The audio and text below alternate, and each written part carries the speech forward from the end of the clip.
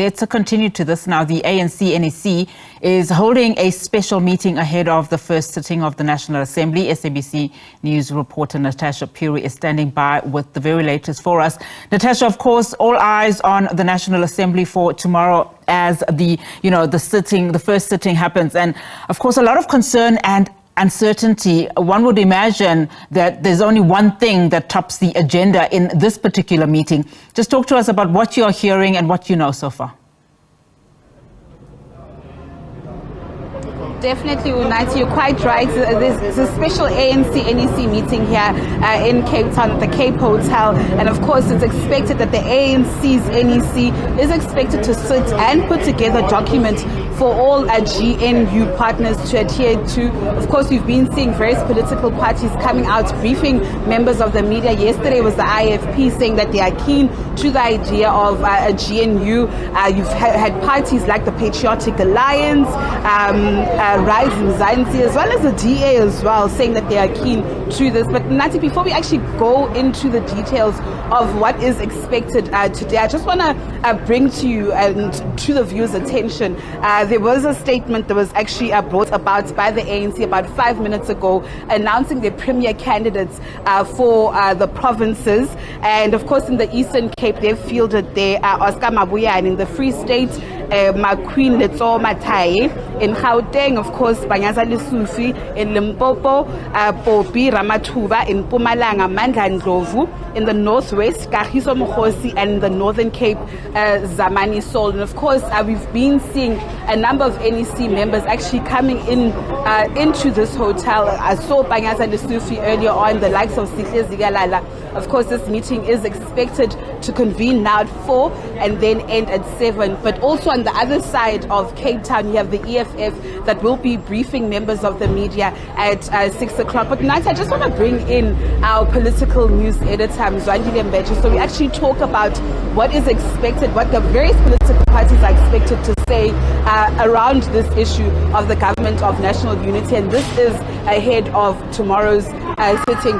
Mzwai, quite an interesting day. You've got various political parties across this province briefing members of the media. What do you expect? So it's also quite interesting that we haven't heard anything from the DA. It seems as if the DA are actually keeping their cards close to the chest. Absolutely. A very good afternoon to you and the viewers. It's a very interesting moment, this.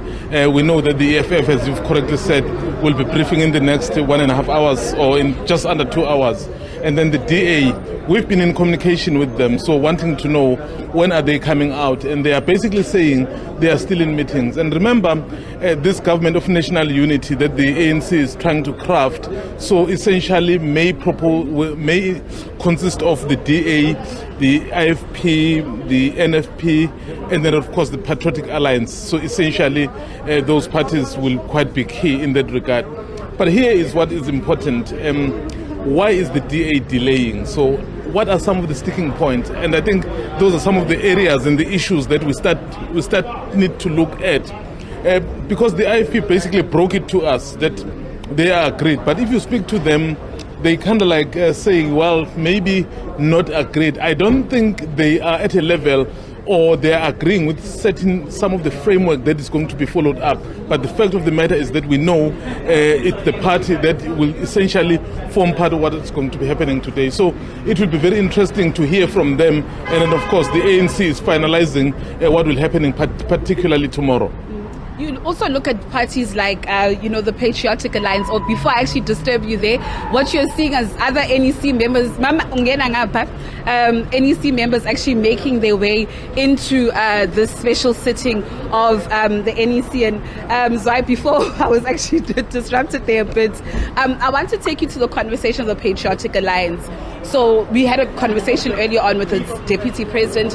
He says he's keen on the Government of National Unity, but in terms of the framework of the Government of National Unity, they will only discuss it after the election of the president, the speaker and the deputy speaker tomorrow. Is this not concerning? Should all the T's and C's not be outlined before you actually agree on certain issues? I think here is the difficulty right now, Natasha, is that time is running out.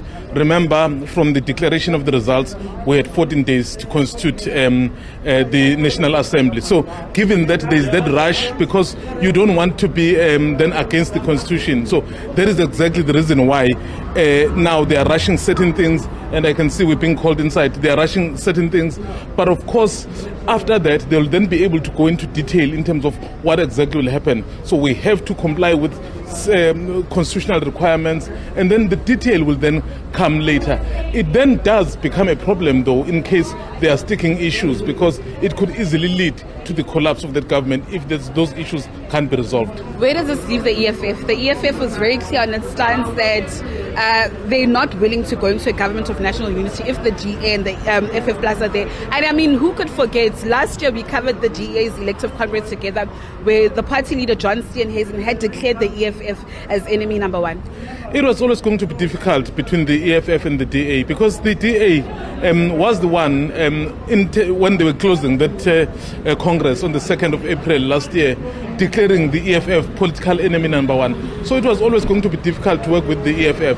So then the EFF gets invited to the government of national unity. One of the questions it will ask is, are we going to serve with these people who have already declared us the enemy? So then the ANC really would have to find a balancing act, and it was going to be very difficult in this instance. And remember, for the ANC, it was very difficult because they have 40% and they can't form the government of their own.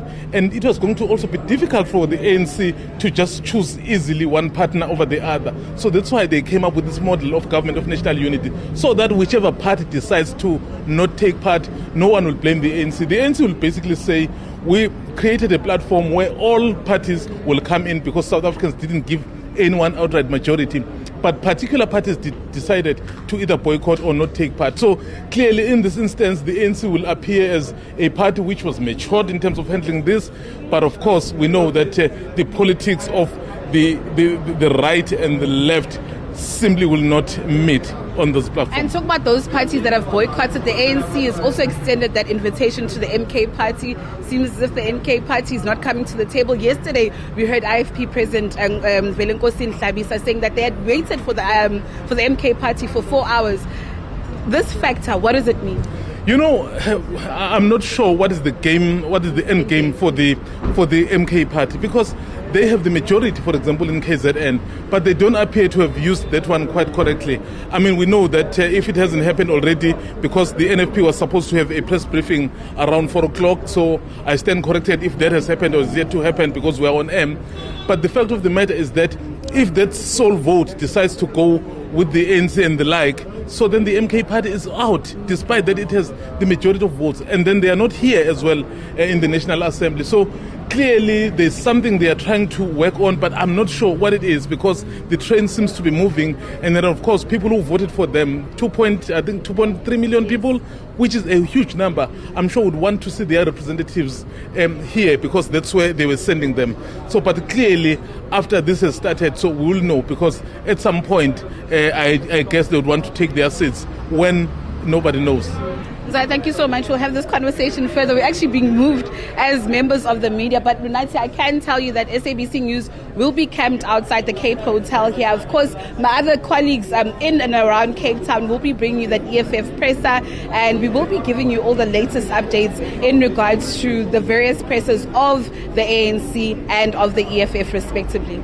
I have no doubt, Natasha. Thank you so much for that. Of course, SABC politics team there, Natasha Phiri and Mzwandile Mbeje, outside the meeting point of that special ANC NEC meeting ahead, of course, of the first sitting of Parliament tomorrow. You would have, of course, seen earlier on the Secretary to Parliament, Mxolile George, briefing the media about the Parliament's readiness for tomorrow. And, of course, over the next 10 days, essentially, because over the next 10 days, what we are going to be seeing is that first sitting of a Parliament tomorrow and the National Council of Provinces on Saturday, and of course the inauguration of the President earmarked for the 19th of June 2024. The Cape Town International Convention Centre, the CTICC, has been declared a parliamentary precinct. Of course, over the next couple of hours, we will be giving you that rolling coverage then ahead of that first sitting of Parliament. As Natasha said, you have to stay tuned to the SABC for all the details.